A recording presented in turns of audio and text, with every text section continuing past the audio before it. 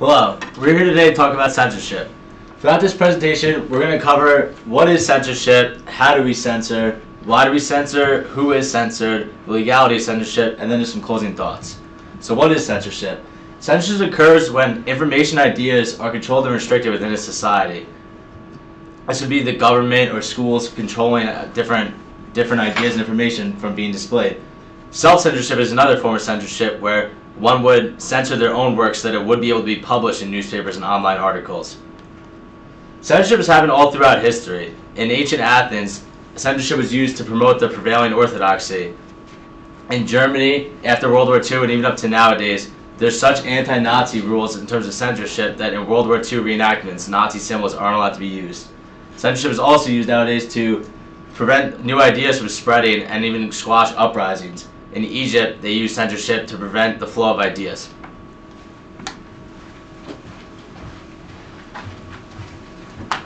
I'll give you a brief overview of the technical aspects of how internet censorship works. We'll start with a simple technique of IP blocking, which uses a router or a firewall to block IP addresses. There are problems with this approach since it's easily circumvented with proxy servers. The second approach is URL filtering, which is a common technique to block websites based on white and blacklist, and it's accomplished by firewalls and installing software on a system. It's great for parents who want to protect their children from inappropriate sites by installing the software on the system that the child uses. And this limits what the child accesses through filtering and also keeps track of the site the child visits. The next approach is packet filtering, which analyzes incoming and outgoing packets and decides what to do with them based on their source and destination addresses and ports, along with keeping track of the protocol. Another approach is deep packet inspection, which cares about the payload of the packet and not just the headers. By taking the signature of the packet data and determining the application it's associated with, the firewall then determines what to do with the packet. It's a powerful technology that scares many people because of the potential it poses on people's privacy. Denial of service attacks can also be used as a form of censorship by making resources unavailable for its intended audiences, by flooding the service with requests, causing the service to be slow or unresponsive. It's another strong method to keep people from accessing sites the attackers don't want you to see. Now we'll discuss why people censor. Thank you. From the governmental point of view, there are a couple different reasons why a government would want to censor. In places like the United States and more free lands, it's really to, for two reasons: for protect copyright laws and to protect certain material that is unwanted for some reason.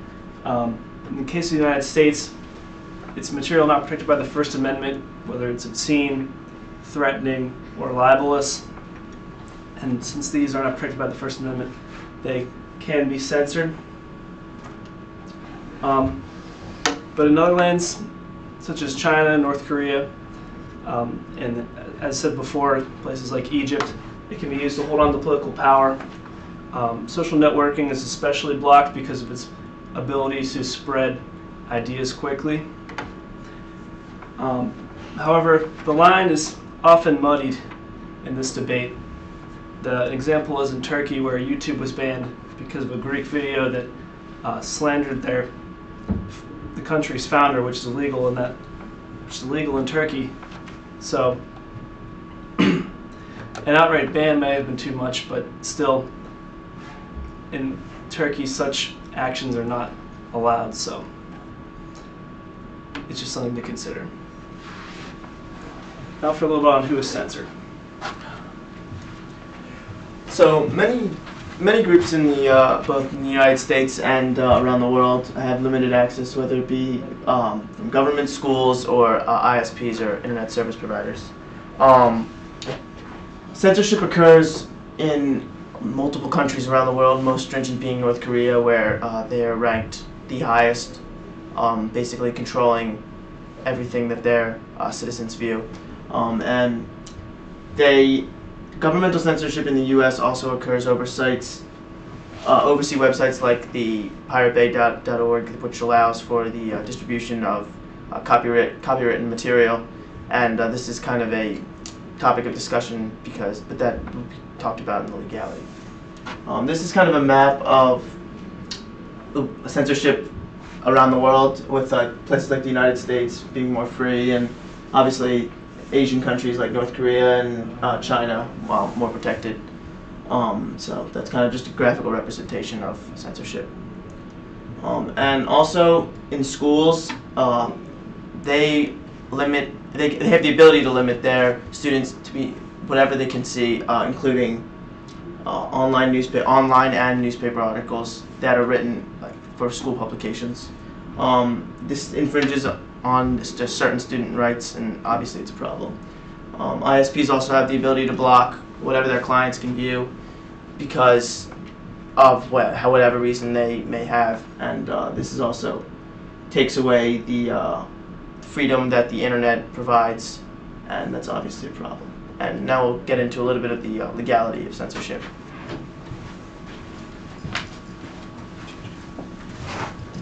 Alright, the legality of censorship revolves around the First Amendment. It can be implied that since we have the freedom of speech, we should have the freedom of expression on the internet.